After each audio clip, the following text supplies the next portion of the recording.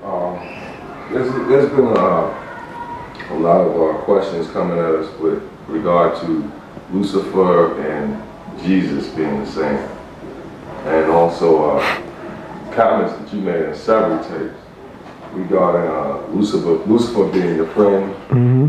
And we break it down for people, but they need a little help. They're scared to hell. They're using their old, the old brain. You know, that's the old brain. I would say to the young brothers and sisters out there who look at words and become afraid of words, the intent placed within the word is what you fear.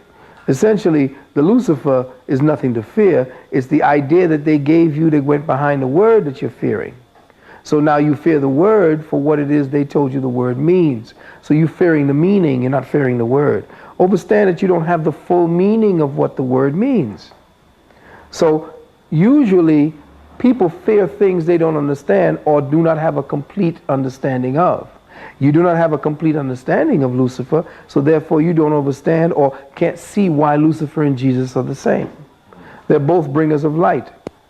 Both of them essentially said that they were the son of David, and both of them were called the bright morning star.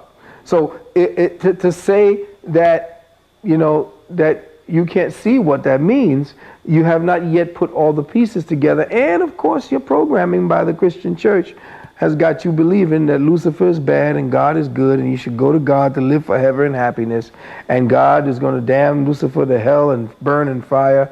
And that's a lot of bullshit. You know, you got to come out of that school and raise yourself to understand that these words were placed there in order to scare you. Lucifer is the boogeyman for Christians.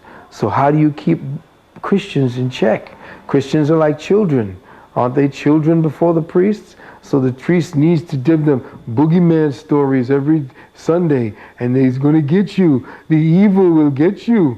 You know, and he covers his face and he does all kind of gesticulations on stage to make you believe that if you do this, you'll be all right. If you don't do this, you're going to hell. And there's a boogeyman to tempt you, and it's a crock of shit, you know, on a stick. You see, and what you got to do now is to grow up. See, you got to come out of that kindergarten mentality. Most people got to come out of kindergarten mentality when it comes to church. I mean, we're soaring into outer space, for Christ's sakes, looking at Mars and Jupiter and talking about all the great steps we're making beyond the beyond, and then we still worried about this fucking hell that we're going to burn up in fire and all this shit. Time to grow up, people. You know, Lucifer simply means that which brings light. It didn't have the devil. It didn't mean the devil until the white man came. He took evil, separated it from good, and made it two distinct things when they're not. They're one and the same thing, vibrating on two poles of polarity.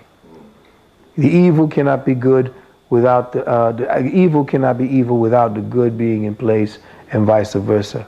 And as I said before, demon es Dios in veros. It means the demon is the angel in reverse. That's all it is. So fear not when you hear words, because they're there. The meaning behind them are made specifically to keep you from certain information that those who know the truth don't want you to get to know.